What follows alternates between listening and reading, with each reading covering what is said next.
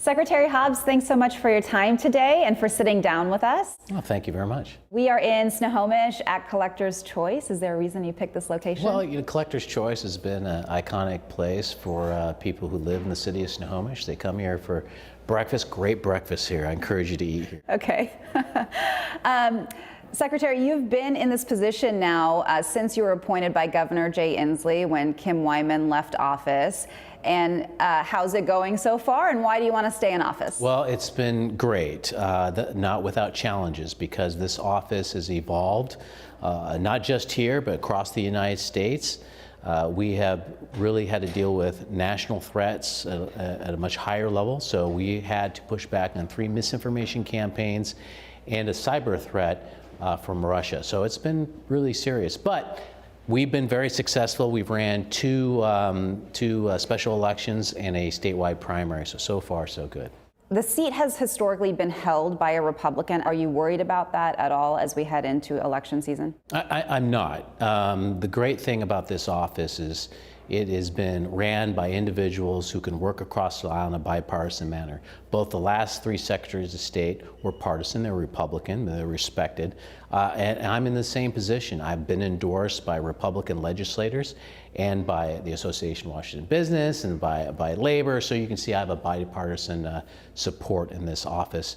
You know, I'm not going to back away from being a Democrat. I am pro-choice, pro-environment, pro-labor, but I can still work across the aisle, which I have done on many occasions. Secretary Hobbs, you're a veteran. You're also the first person of color to hold this seat. How do you think that that's going to play with voters? Wow, no pressure. No, I think it's a good thing. The fact that there is a underrepresented, underserved community out there, and now they have a face that represents them and that gives them a voice. And also veterans. I mean, we're people that serve our country and believe in public service, and so it gives that credibility where I'm in now. Do you think that your love of technology helps you in this office? It absolutely does. You know, the fact that my military experience, having served in the National Security Agency, having graduated from the Department of Defense School, and being currently a public affairs officer, prepares me for the cyber threats and the misinformation campaigns that are directed at elections right now. What are you most excited for if you stay in office to accomplish in your next term? Well, I'm very happy that we're bringing up these robust systems of cyber protection and election security.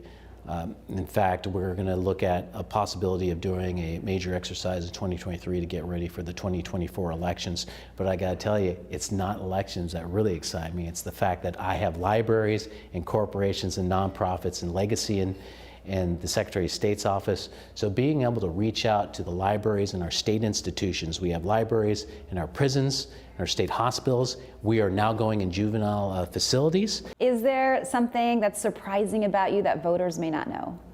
Well, other than being a big old nerd, no, that's probably the biggest thing. Served 33 years in the military. Started off as a private, now I'm a lieutenant colonel. Started off in military intelligence, that's where I got the experience in the National Security Agency, then became an infantry officer, then a public affairs officer. Served in Kosovo and Iraq, and in both those places, I actually had to do help in the elections process. It was a precursor to what you're doing now. Exactly, I didn't even know that at the time, yeah. Secretary Hobbs, thanks so much for sitting down with us and allowing our viewers to get to know you a little bit better. Yeah, thank you very much.